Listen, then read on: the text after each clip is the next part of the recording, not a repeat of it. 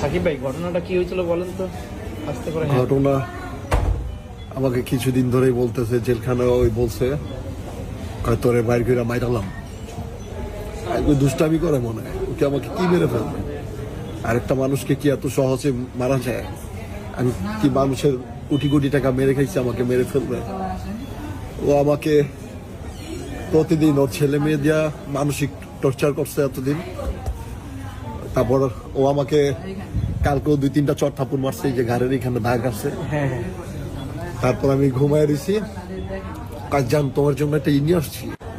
কই যে আগে খাইতা না 300 টাকা করে, 75 টাকা করে কিন্তু একটা বিয়ারের মতো ইয়ে আছে, ওই যে ইসে বেচে। হ্যাঁ হ্যাঁ হ্যাঁ, দোকানে বেচে। ওইটার সাথে আর লাল কি জানি মিক্স করছে, আর আগে চলে কি মিক্স করে নিয়ে আসছে আমি দেখি নাই। আমি প্রচুর ঘুম পাইছে আমার, সেই ঘুমে ঘুমে আমাকে আমার পেটে সে পালাইছে।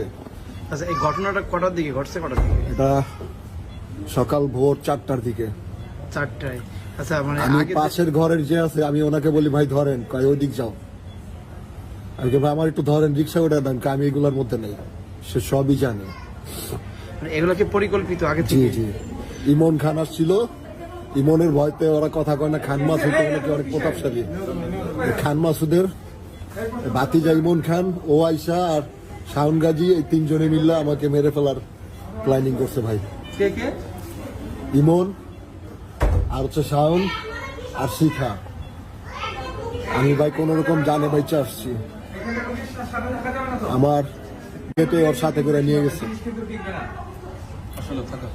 আচ্ছা যাই হোক, এখন আপনি কি বিচার চান? আমার জন্য সবাই দোয়া করবেন। আমি 2022 সালের আগে অনেক ভালো ছিলাম, আমি কিন্তু অনেক ভালো ভালো অভিনয় নিয়ে আমি স্বপ্ন দেখছি। 22 সালের পরে আমার কোনো কন্টেন্ট নাই, কোনো নাটক নাই, শুধু কি জানেন, মানুষের নিন্দা অবহেলা আর হচ্ছে কোনো। আপনি তো বিচার চান, এই তো? জি, আমি বিচার চাই। কাইটা 2 ভাগ করে হালাইছে, হাতে নিয়ে বসে রয়েছে মহিলায়। ওর বিচার চাই, ওর ফাঁসি চাই। হ্যাঁ ফাঁসি চাই। এই যখন কাজ যদি কোনো মহিলায় না করে, এই বিচার চাই। আপনার কি হয়? আমার নাতি।